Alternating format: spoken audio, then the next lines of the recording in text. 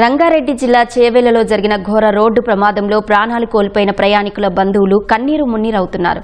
దీనికి సంబంధించి మరింత సమాచారం మా ప్రతినిధి రమేష్ చేవెళ్ల ఆసుపత్రి నుంచి అందిస్తారు.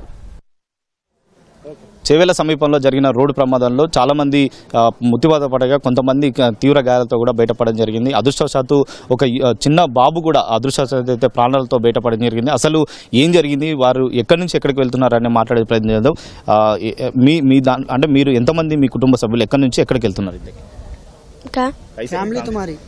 मेरी फैमिली वो 5 बजे बैठे थे, उन्हें स्पीड भगा रहा था तो एक ट्रक ठहरे हुआ था, क्या करा ब्रेक मारने गया, सामने से गाड़ी आ रही थी तो पीछे का पूरा फिसल गया, टायर फिसल गया तो सामने वो रहता वो कंकरा उसको जाके मार दे तो पूरा ट्रक ऊपर से पलट गया।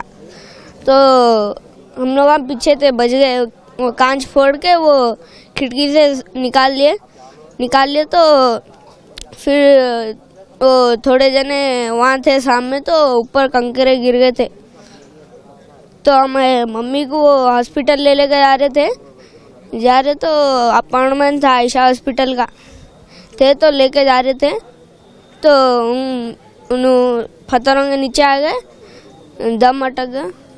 कितने मेंबर्स का पूरा?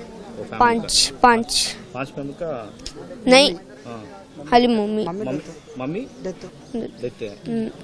ఫాదర్ దెబ్బలు తాకినాయి, వాళ్ళ ఫాదర్కి దెబ్బలు తాకినాయి, వాళ్ళ మమ్మీ డెత్ అయితే. వీళ్ళు హాస్పిటల్కి వెళ్తుంటే అది రోడ్ మధ్యలో లారీ పైకి వచ్చేసింది.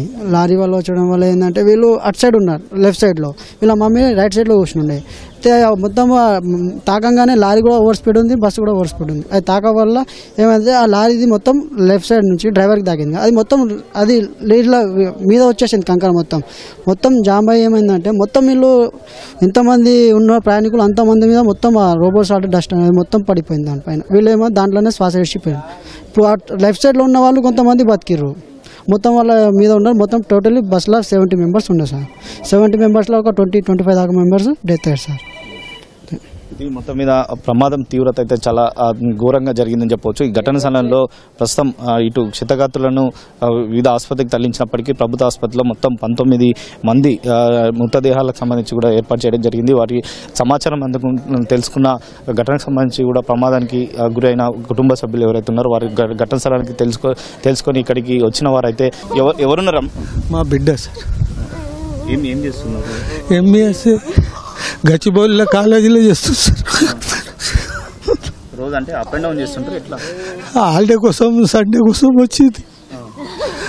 పొద్దుగాల బస్సు ఎక్కించిండ్రు, ఇక యాక్సిడెంట్ అయింది. వీళ్ళ చిన్నమ్మ బిడ్డ. ఇద్దరు ఉన్నారా? ఒకటే పాప.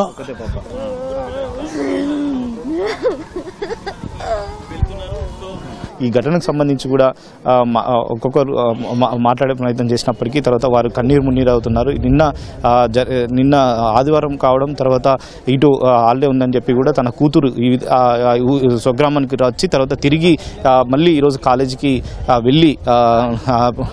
వెళ్తున్న సమయంలోనే ఆర్టీసీ బస్సులు ఈ విధంగా ఘోర రోడ్డు ప్రమాదం చనిపోవడంతో కూడా మృత్యువాత పరిణించింది. అంటే ఒక్కొక్కరి ఒక గాథగా మిగిలిపోయిందని చెప్పవచ్చు. నిజంగా ఒక్కొక్కరు ఒక పని మీద ఇటు తాండూరు నుంచి హైదరాబాద్కి ఉద్యోగ పరంగా కానీ, తర్వాత వ్యాపార పరంగా కానీ, తర్వాత హాస్పిటల్ కానీ వివిధ కారణాలతో కూడా హైదరాబాద్కి వస్తున్న క్రమంలోనే ఈ ప్రమాదం చోటు చేసుకోవడంతో కూడా వారి మృతి చెందిన వారిలో అందరూ కూడా ఒక్కొక్క గాథ అయితే ప్రస్తుతం అయితే ఉంది. తర్వాత వీటికి సంబంధించి కూడా ఇంకా పోలీసులు ప్రస్తుతం అయితే ఈ ప్రమాదానికి సంబంధించి కూడా దానిపైన కూడా దర్యాప్తు అయితే కొనసాగిస్తున్న పరిస్థితి అయితే ఉంది.